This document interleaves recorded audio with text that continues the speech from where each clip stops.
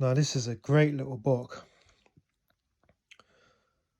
Once I finished reading it last week or something. The Hermetic Marriage by Manly P. Hall. I'm pretty sure it's a book all on its own. Well, it sounds familiar. It might even be a chapter out of The Secret Teaching of All Ages. I'm not sure, but it might be a book in its own right.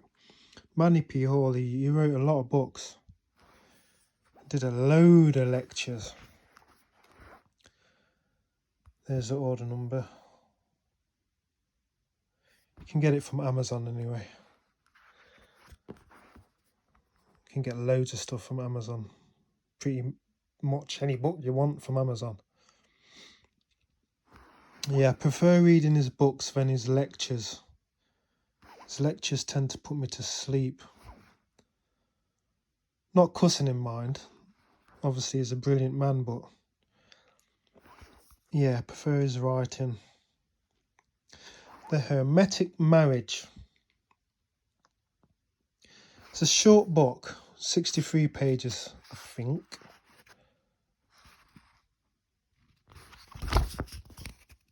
Yeah, 63 pages. So you can get through this in a couple of hours. It explains it quite plainly, really. Makes it very plain what the Hermetic Marriage is. It's one of them like occult themes that seems to be quite nebulous. When you ask people about, what's Hermetic philosophy and stuff, they can't really pin it down. I don't see why not. You must know what it is. Someone must know. Well, Manly P. Hall knows, because he wrote this little book about it. Let's read what he says here about the origin. The origin of Hermetic philosophy. Thoth Hermes, the ibis-headed, was the Egyptian god of wisdom, learning, literature, and science. He is accredited with being the first to reveal the art of writing to the present human race. Thoth, according to the records which we have concerning him, lived in Egypt as a contemporary of Moses. Some authorities even claim Moses and Hermes were one and the same person.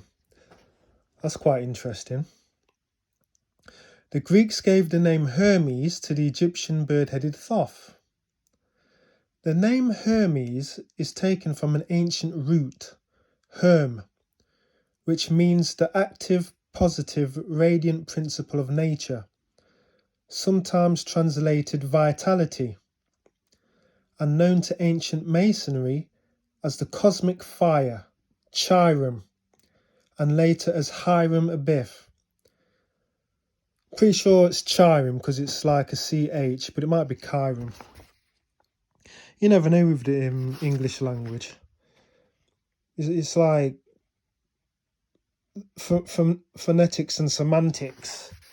They don't keep like proper rules. It's like you think you've like sussed it, and then next minute now it all bloody change on you.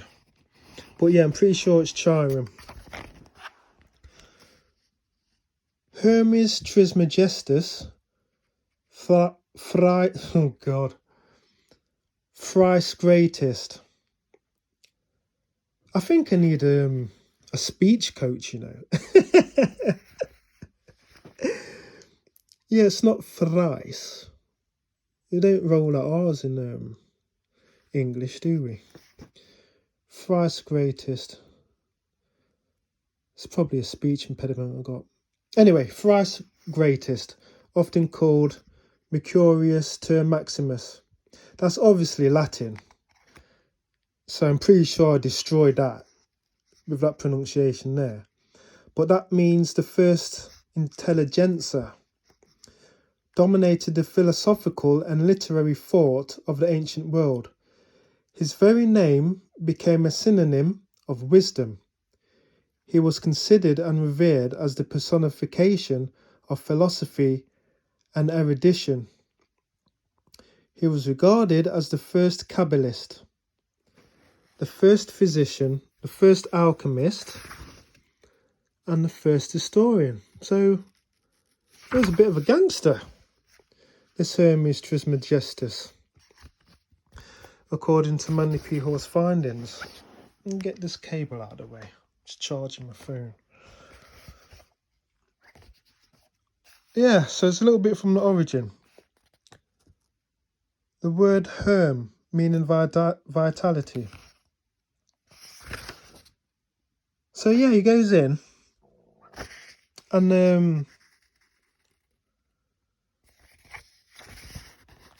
they're all numbered, the paragraphs. So you can read them as like little bites, digest them, then move on. There's no table of contents in this book. Part 2, Hermetic Anatomy.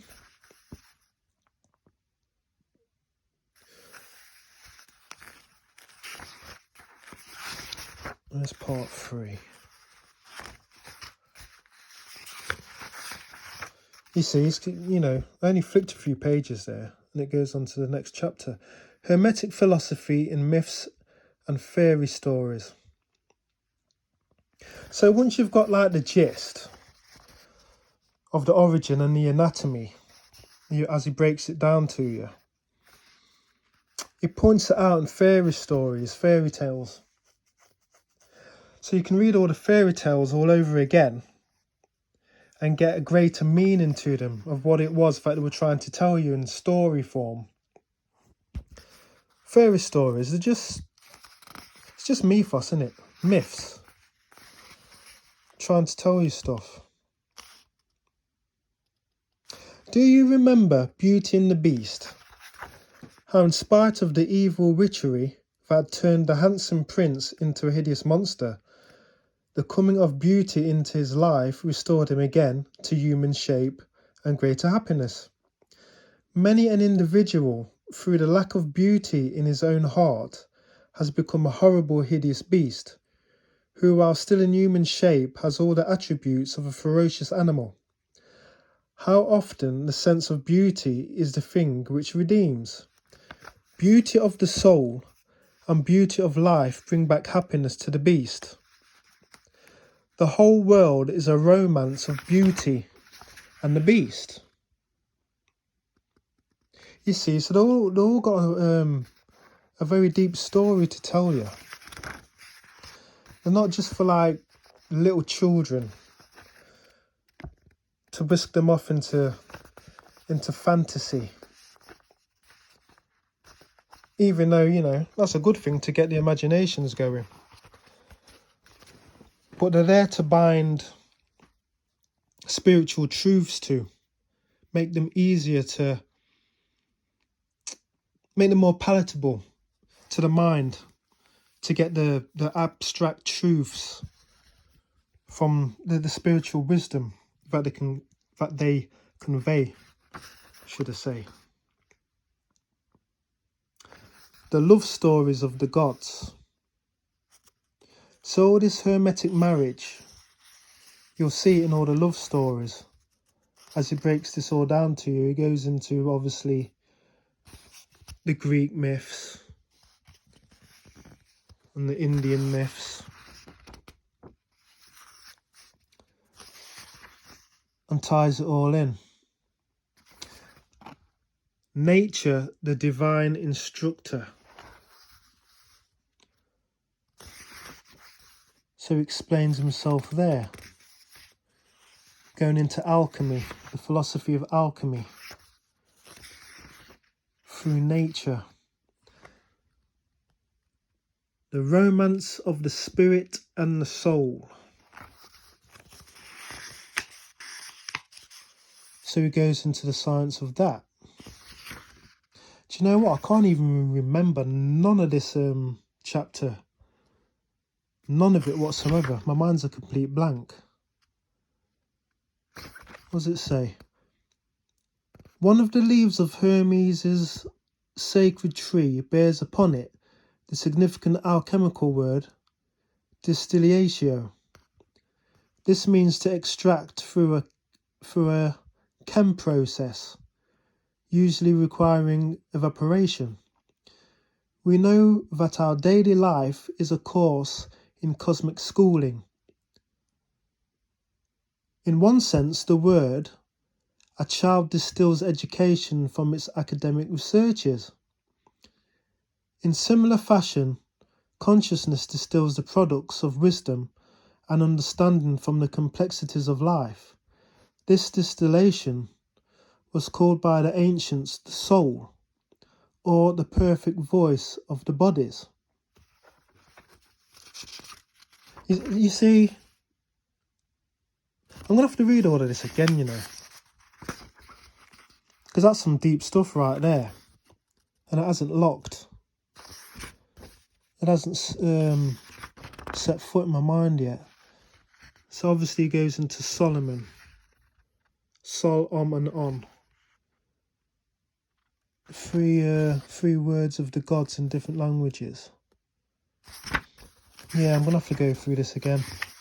It's only a small little book anyway.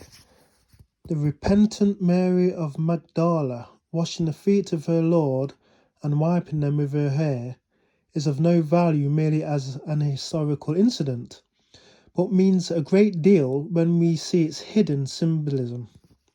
Mary the body, long servant of Rome, and robed in the garments of Caesar, represents man functioning faultlessly in the animal world.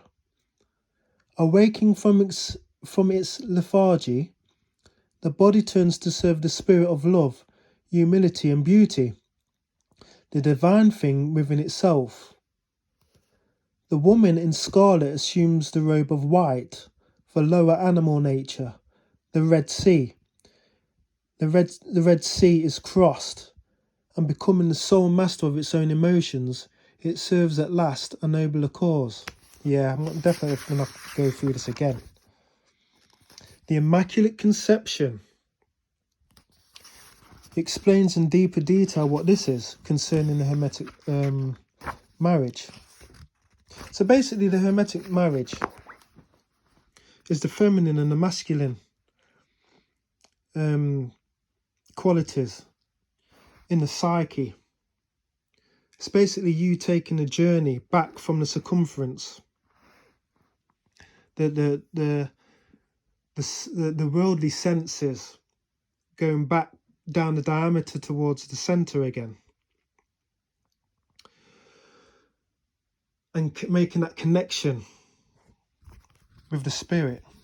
I just shake the phone there, didn't I? Getting a bit carried away. But yeah, it's a great little book. It's ram-packed, as you can see from the little excerpts that I read there. There's quite a lot in there. You know, some of that stuff was deep. I don't know why I can't bring it back up again.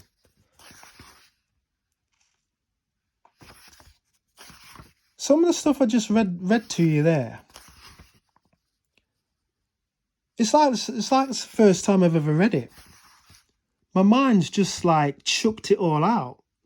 It's a waste of time in reading the book.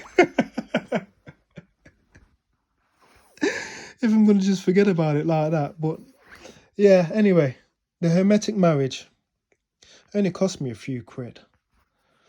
Cheap book, but jam-packed with jewels and gems.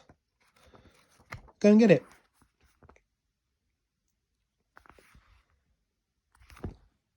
Manly P Hall.